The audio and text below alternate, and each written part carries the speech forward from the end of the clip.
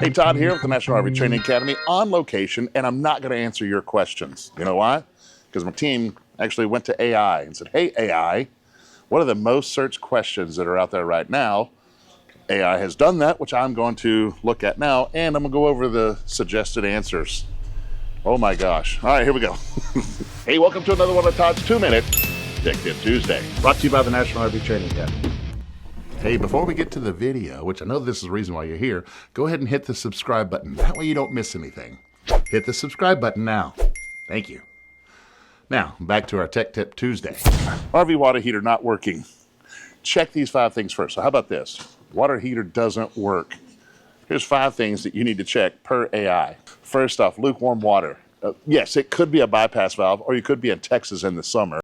Oh, it's too warm for me. Oh, it's warm. I like it warm, but I don't like it this warm. It's too warm. You know, there's warm and there's warm. Oh, I'm sweating cobs. And whatever comes out of the ground is lukewarm. Okay, but let's say the water heater's not working.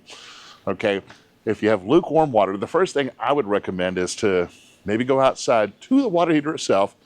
If it's a tanked water heater, tanked, touch the P&T valve. If the P&T valve is hot, the water heater is working, you're just not getting the delivery of the water, the hot water. So yes, could be a bypass valve. So what you do is it says return the water heater and shower bypass valves to the normal operating positions.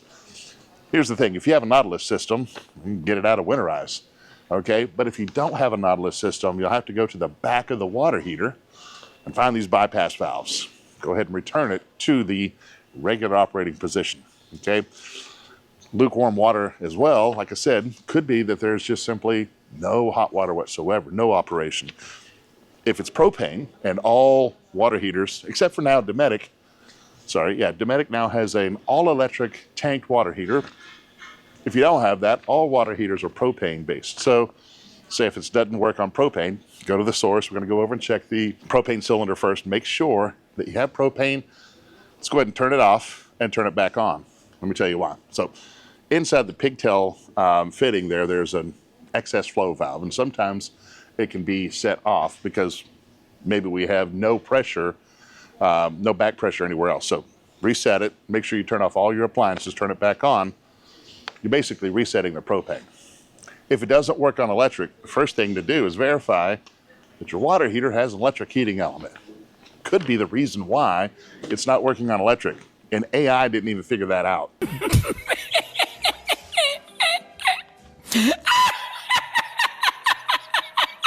It just says, okay, I assume you have an electric heating element. This is what you do.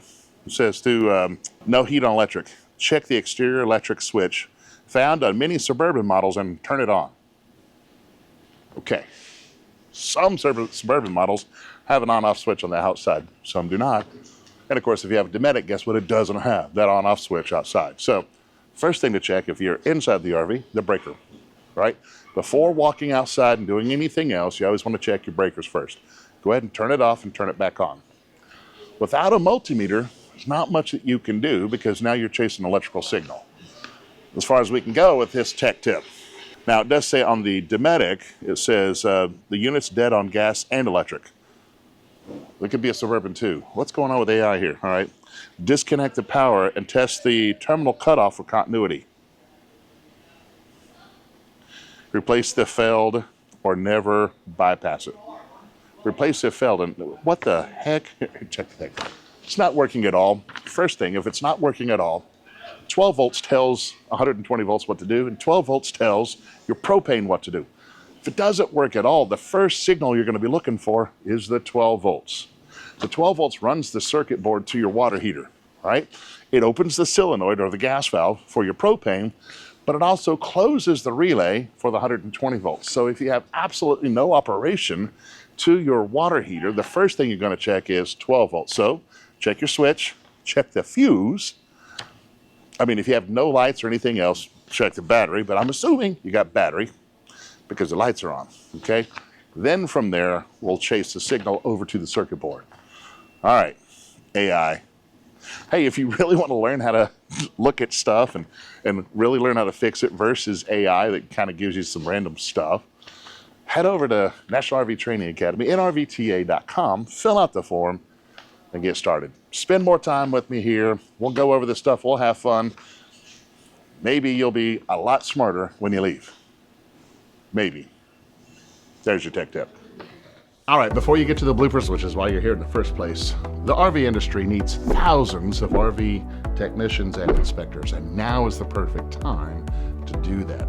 If you want to make more money or have more control over your time, go ahead and click the link below.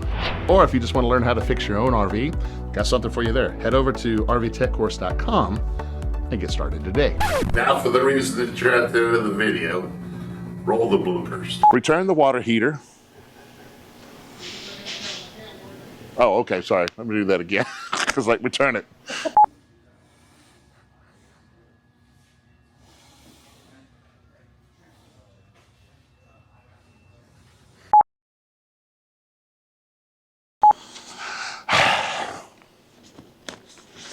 Character's off now.